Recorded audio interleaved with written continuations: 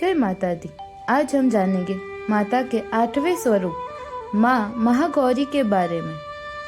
गौर अर्थात स्वर्ण, माता का ये रूप स्वर्णिम आभा से सुशोभित है।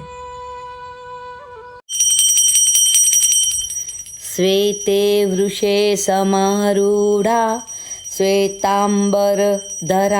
शुचिः महागौरी शुभं दधान महादेव प्रमोददा। माता के षष्ठम स्वरूप माँ कात्यायनी के रूप में उन्होंने महिषासुर नामक राक्षस का अंत किया और महादेव से विवाह कर कैलाश पहुंच गई। कैलाश पहुंचते ही वो अपने गृह कार्यों में समर्पित हो गई।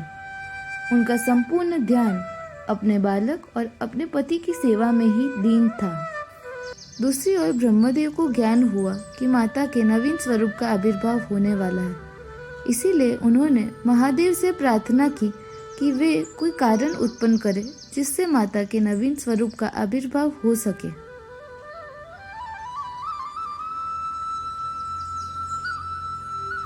माता के इस दिव्य स्वरूप में कैसे कोई दोष हो सकता था?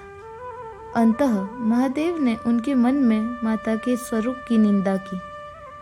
अपने स्वरूप की निंदा सुन माता दुखी हो गई और उन्होंने निश्चय कर लिया कि वे कैलाश से दूर तपस्या करने जाएगी और नवीन ऊर्जामय स्वरूप प्राप्त कर कर ही लौटेगी।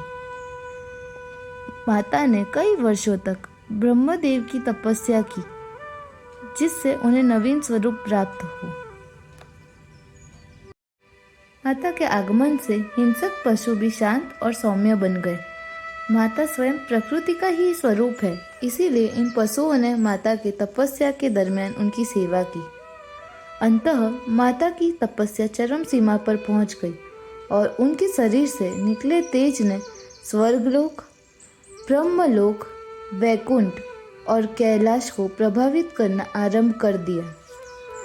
अंततः ब्रह्मदेव प्रकट हुए माता की तपस्या का फल उन्हें प्रदान करने। माता के निवेदन पर ब्रह्मदेव ने उन्हें नवीन दिव्य स्वरूप प्रदान किया। माता नया और दिव्य स्वर्णिम स्वरूप लेकर वापस कैलाश पहुंच गई और महादेव की सेवा करना आरंभ कर दिया। इनकी इस स्वरूप में माता ने देवताओं का अहंकार भी नष्ट किया था और उन्हें अहंकार मुक्त करवाया था। माता महागौरी का स्वरूप अत्यंत शांत और सौम्य है। वे 4 भुजाओं वाली देवी है। उनके एक हाथ में डमरू, एक हाथ में त्रिशूल और 2 हाथ अभय मुद्रा और वर मुद्रा में स्थित है, जो अपने भक्तों को आशीर्वाद प्रदान करते हैं। माँ महागौरी सफ़ेद वस्त्र धारण करती है और सफ़ेद रंग के वृषभ पर सवार होती है, इसीलिए उन्हें वृषभ रूढ़ा भी कहा जाता है। उनका यह दिव्य रूप शांति और पवित्रता का प्रतीक है।